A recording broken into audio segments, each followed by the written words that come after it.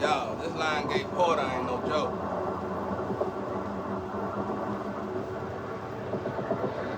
I'm resting, y'all. I don't feel good. Uh, I think it happens every some when this porter, particular porter, I don't know. Certain porters I have issues.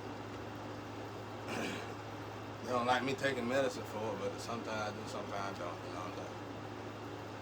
But I just want everybody out there to stay prayed up, bro. Stay prayed up. Pray hard. I can pray a little harder myself. Uh,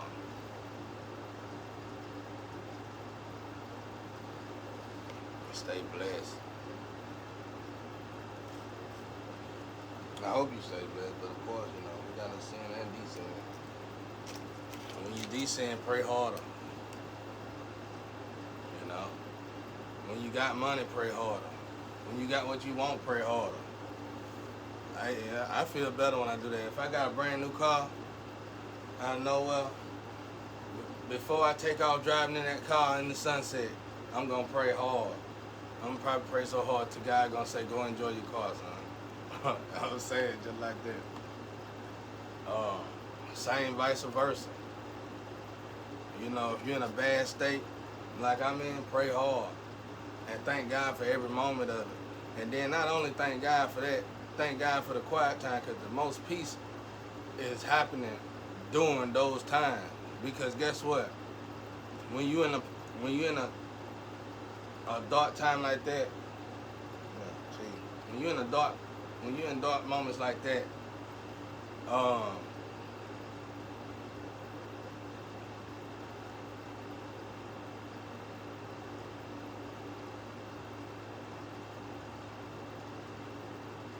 I even pray for the ones going to jail. Certain people don't went to jail. Don't know what the reason is, but you know. Some of these people probably wasn't my friend, probably wasn't my enemy, so I'm gonna still pray for those people too. You know, what was I telling y'all?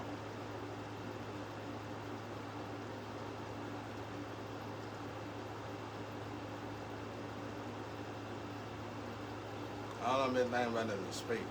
I worked on this speaker, yeah, that speaker sounded like crap. I'm hoping it sounded good for the party. I'm sure it did though. See, I be thinking about stuff like I don't be thinking about somebody else. I be thinking about other stuff. You know what I'm saying? Thinking about pleasing God. But anyway, y'all, yeah, that's when the peace. When you're in your darkest moments, bro, that's like for me, that's the most peace. And when you start to embrace that peace, meditate and pray hard.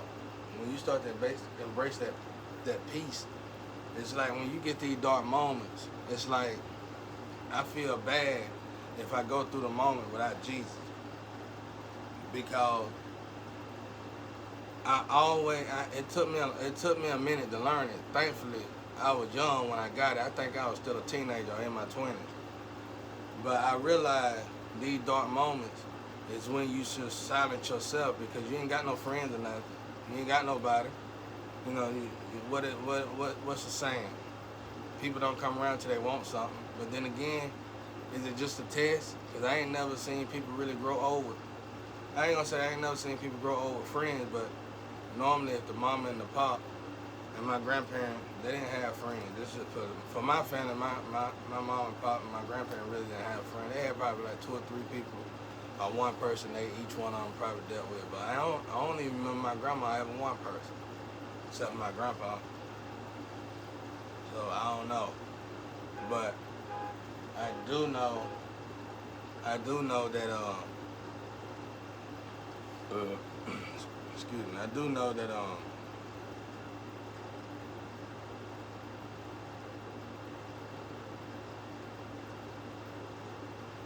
that your gift, no matter what color you is, who you are, it's a gift that the universe has came together to basically put you in a dark night of the soul, regardless of the minute and the time. And During that dark night of the soul, your quickest way out of that dark night of the soul is to recognize your gift.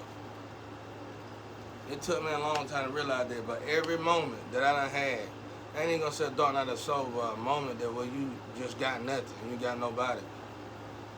If I embrace that moment, I'm gonna recognize a gift that I had that I couldn't recognize with all the distractions. And I tell y'all, bro, it go for anybody, bro. Like I said, one of my closest rap buddies, a white friend of mine, we about a year apart. And he probably younger than me. Yeah, he younger than me. But we be like a year or two apart. And he look younger than me. His whole family look young. You know what I'm saying? I'm sure he'll high priest. He look just like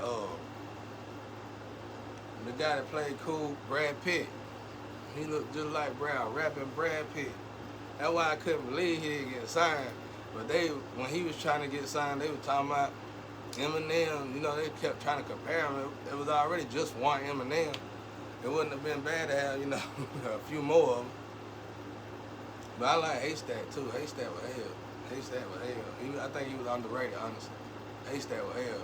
Big white boy from Atlanta. Man, Haystack was hell. I think his name was Haystack. But I love my Atlanta rap. I just don't say much about him. I hate to see him going through it, and we can grow and go through this together. Because Atlanta artists got a lot of wisdom. It's like for me, when I went up north, they had the arithmetic, if I'm saying it right, they had the structure of the music right. They were like, that's really all Atlanta misses. It's like, if you put that in there with that wisdom. And that's what I did for myself. And that's why my music, I never know how I'm going to sound on anybody's track unless they describe to me how they want it.